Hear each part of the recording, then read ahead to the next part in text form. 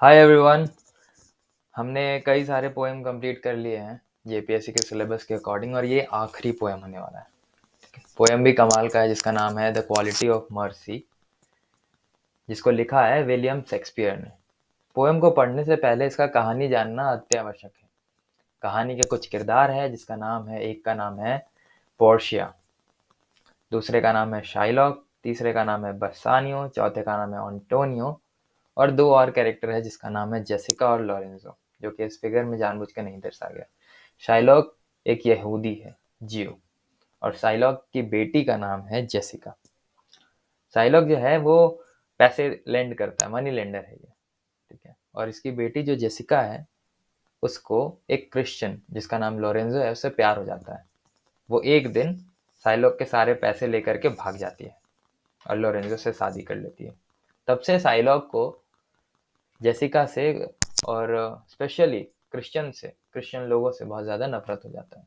तो साइलॉक सोचता है, ठान लेता है वो कि किसी ना किसी क्रिश्चियन का वो बुरा करेगा जिससे उसको अच्छा महसूस हो।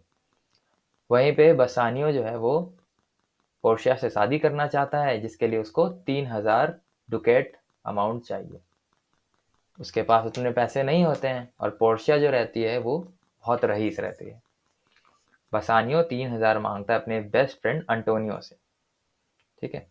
अंटोनियो के पास भी उस समय पैसा नहीं रहता है क्योंकि उसका पैसा जहाज में होता है। वो जहाज आ ही रहा होता है जिसको आने में काफ़ी समय लगने वाला था। तो वो कहता है कि अभी तो मेरे पास पैसे नहीं हैं, चलो उधार ले लेते हैं साइलॉक से, जैसे ही आ जाएंगे मैं उसको वापस कर दूंगा। बसानियो मना करता है पर अंटोनियो चला जाता है। अंटोनियो जाता है साइलॉक के पास और उसको बोलता है मुझे कुछ पैसे चाहिए। तो अंटोनियो जो है वो पैसे साइलॉक से ले लेता है, पर एक कंडीशन पे। तो कंडीशन ये है कि अगर वो समय पर पैसे ना लौटा पाए तो शाइलॉक उसके शरीर से 1 पाउंड मांस लेगा। काफ़ी अटपटी चीज़ है पर ऐसा ही होता है। शाइलॉक कहता है कि 1 पाउंड मैं तुम्हारे शरीर से फ्लैश लूंगा, ठीक है। एंटोनियो भी मान जाता है, उसको लगता है कि पैसे तो आ ही जाएंगे समय पे।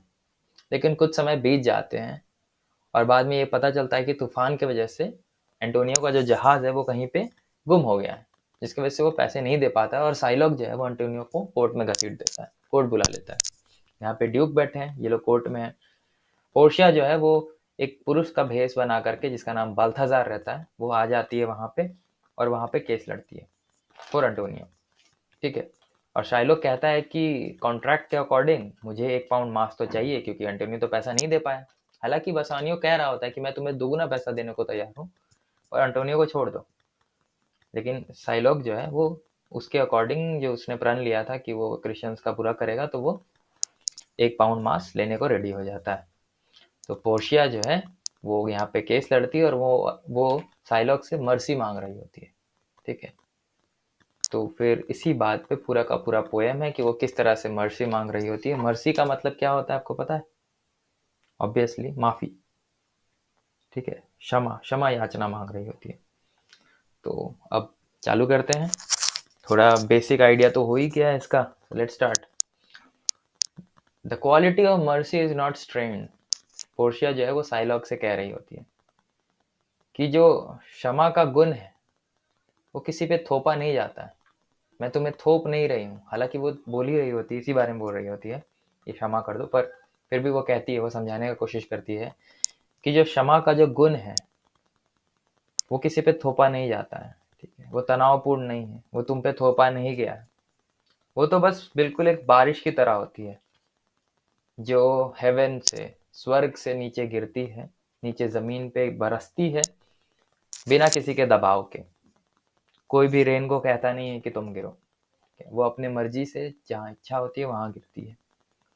अपने मन से आती है, वो अंतरात्मा से आती है, वो यही कहना चाह रही है, ठीक है। It is twice blessed. कैसे? ये जो है दोहरी तरह से ब्लेसिंग है, ये आशीर्वाद है। किस तरह से? तो जो देता है, जो क्षमा देता है, ये इसको भी सुकून देती है, समाज में इज्जत देती है, और जिसको मिलता है क्षमा वो तो होता ही है लक्की, ठीक है। वो तो क्षमा तो उसको चाहिए ही ना।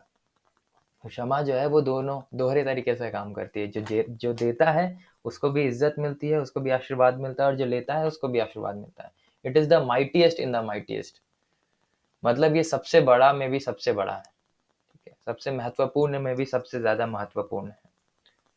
It becomes the throned monarch better than his crown. जितना एक राजा का मुकुट उसको महान नहीं बनाता है, उससे ज्यादा क्षमा एक राजा को महान बनाता है। हिज सेप्टर, सेप्टर का मतलब होता है जो राजदंड जो होता है ना, राजदंड मतलब एक छड़ी टाइप का होता है राजा के पास। राजा का जो छड़ी है, जो कि उसे ताकत दर्शाती है, राजा का छड़ी जो ताकत दर्शाता है, ठीक है, कैसा ताकत, तो ये एक सामयिक पावर है, सामयिक ताकत जो अस्थाई ताकत है। जब तक वो राजा है तब तक उसके पास ताकत है, तो वो जो सेप्टर है उसके पास, जो राजदंड है उसके पास, वो ताकत दर्शा रही है, ठीक है, वो एक गुण है उसके। राजदंड का वो गुण है कि वो लोगों को धमका डरा भी सकती है और उसके लिए इज्जत भी देती है, इज्जत भी अदा नोश फरमाती है। Wherein do sit the dread and fears of kings। उसी छड़ी में, उसी छड़ी में राजाओं का डर भी रहता है और राजाओं की इज्जत भी लाई करती है। लेकिन राजा जिस तरह अपने राजदंड को घुमाते हैं उससे कई ऊपर है क्षमा। जब वो अपनी प्रजा को या किसी भी दंडनीय अपराध को या लोग को क्षमा करते हैं तो वो उसको किसी और लेवल पे ले जाता है, ठीक है। जो क्षमा जो है वो राजाओं के दिलों में विराजमान होती है।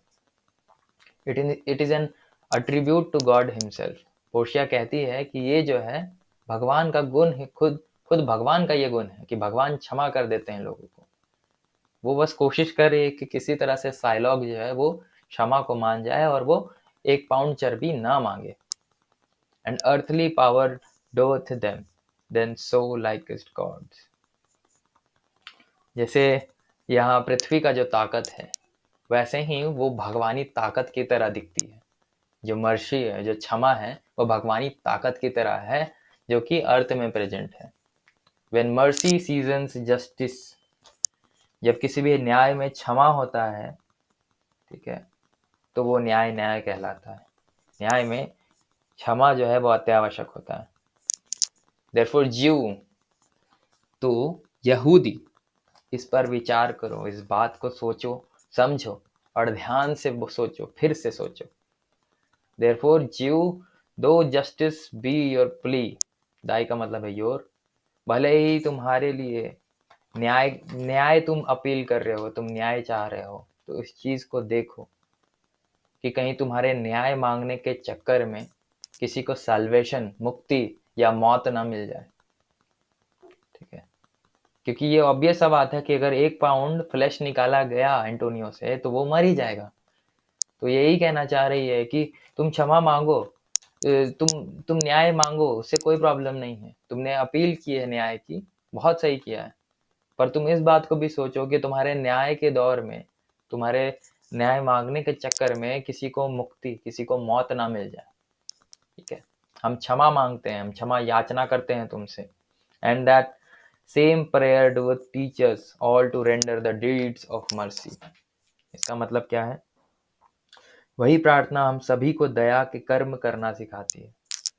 हम तुमसे क्षमा मांगते हैं और यही यही जो प्रार्थना है, यही प्रार्थना हम सभी को दया के कर्म करना सिखाती है। मैंने आपकी दलील के न्याय को कम करने के लिए इतनी बातें की है। I spoke this much to mitigate the justice of your plea. न्याय जो तुम मांग रहे हो, जिसमें किसी की मौत मांग रहे हो, मैं उसको कम करना चाहती हूँ, इसलिए मैं तुम्हें ये सब बातें कह रही हूँ। विच इफ यू फॉलो, इसको अगर तुम फॉलो करते हो तो ये वेनिस का जो कोर्ट है वो इस मर्चेंट को, अंटिनियो को मौत नहीं देगी।